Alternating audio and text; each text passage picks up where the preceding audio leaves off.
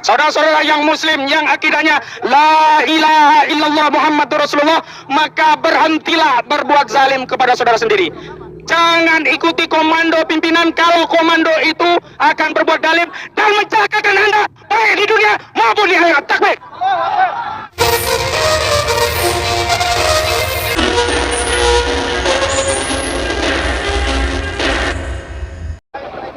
Ana Rasulullah sallallahu alaihi wasallam man qatilu tuna malihi, telah bersabda, siapa saja yang meninggal karena membela hartanya maka dia syahid. Saya ingin menegaskan kepada saudara-saudara saya yang ada di Rempang dan Galang bahwa saudara-saudara kita di sana adalah saudara-saudara kita yang sah memiliki tanah itu. Karena itu ketika mereka membela tanah mereka, membela kampung mereka, membela rumah mereka, membela harta mereka, kemudian terjadi represivitas terhadap mereka, mereka melawan dan akhirnya mereka menghadapi kematian karena membela tanah mereka, membela kampung mereka, maka Nabi Muhammad SAW telah memberi gelar apa? Syahid. Tapi bagaimana kalau aparat yang ditugaskan ke sana, TNI yang ditugaskan ke sana, Polri yang ditugaskan ke sana, Satpol PP yang ditugaskan ke sana, kemudian berbuat zalim kepada saudara muslim, kemudian dia terjatuh, apa hukumnya? Mati sia-sia, ini terlaknat. Karena itu saya memberikan nasihat kepada saudara-saudara yang ada di militer, saya memberikan nasihat kepada saudara-saudara yang ada di kepolisian, saudara-saudara yang muslim yang akidahnya la ilaha illallah Muhammadur Rasulullah, maka berhentilah berbuat zalim kepada saudara sendiri. Jangan ikuti komando pimpinan kalau komando itu akan berbuat zalim dan mencelakakan Anda baik di dunia maupun di akhirat. Takbir. Jadi sebenarnya kasus Rempang dan Galang ini seperti apa nih? Saya kasih ya ringkasan sederhana. Ini saya kutip dari Gugun Pragianto, pengamat kebijakan publik. Sederhananya biar kita nggak pusing, oh ini proyek strategi nasional, itu semua bohong. Sekali lagi apa? Bohong. Yang benar begini.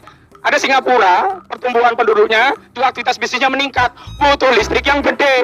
Lalu dia butuh sumber daya listrik. Listrik Singapura nggak mau disupport dengan PLTG yang pakai bahan batu bara, karena itu bikin Jadi yang bikin polusi itu PLTU-nya Luhut Binsar Panjaitan, bukan motor-motor mobil-mobil yang nggak seberapa ini begitu.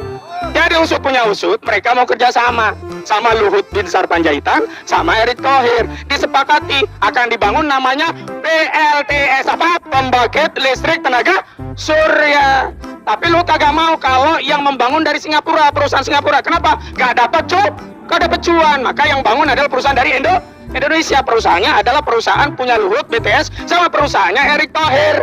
Ya, perusahaan Erick Thohir itu dimiliki oleh kakaknya Boy Thohir. Maka mereka bersepakat. Nah, karena dua ponco ini belum bisa bikin panel surya, maka dia kerjasama dengan Cina, Cinzi namanya. Nah, dia yang akan support panel surya. Kemudian mereka sudah sepakat, ada yang support panel surya, ada yang bikin pembangkit, ada yang akan jadi buyer Singapura. Lahannya di mana? Datanglah Tommy Winata, di gua punya HGO, pakai, tapi HGO lagi bermasalah. Kerjasamalah dengan Otorita Batam. Kerjasamanya itu nanti di atas HPL Otorita Batam akan dibangun HGO, dan di atas HGO itulah dibangun proyek Eko Rempang City. Nah, karena kalau Tommy mau membebaskan lahan di situ, kan harus belanja nih, datengin penduduk. Bu, mau saya beli tanahnya boleh nggak? Nggak mau, kan susah. Maka kemudian distempel oleh Jokowi menjadi proyek strategik nasional.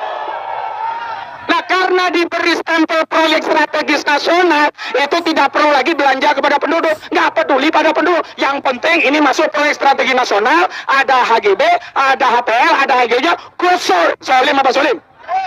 Jadi sejatinya proyek strategis nasional itu adalah proyek untuk cariin lapa oligarki untuk berbisnis dengan merampas tanah. Ya, Solim apa Solim?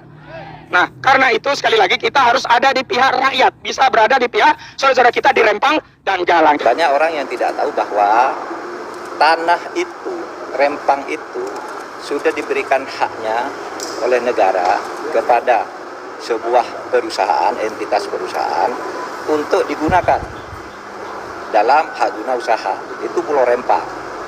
Itu tahun 2001-2002.